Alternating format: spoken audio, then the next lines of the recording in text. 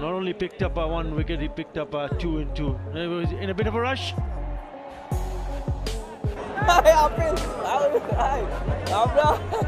ভাই আউটের আপিল করেন, পাকিস্তানি প্লেয়ারের হ্যান্ড গ্লোভস পরে যাওয়ায় সাকিবকে একই বলল শরীফুল।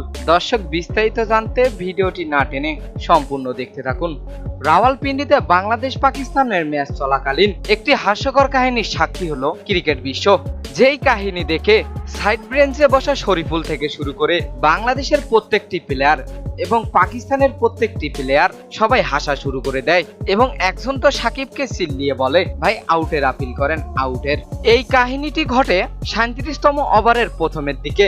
পাকিস্তানের 7 নম্বর উইকেট পড়ে গেলে মাঠে আসতে ধরেন আবর আহমেদ এবং মাঠে ঢুকেই হেলমেট এবং গ্লোভস একসাথে পড়তে থাকেন এবং তার হাত থেকে গ্লোভসটি পড়ে যায়। সেইটি দেখে সাকিব হাসতে শুরু করে এবং সাইড বেঞ্চে বসা শরীফুল বলে, ভাই আউটের আপিল করেন, ভাই আউট হবে।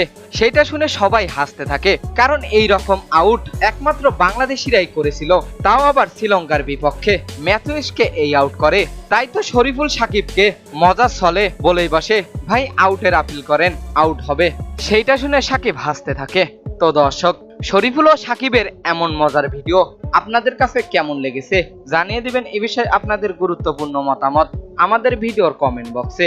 এতক্ষণ আমাদের সঙ্গে থাকার জন্য অসংখ্য ধন্যবাদ।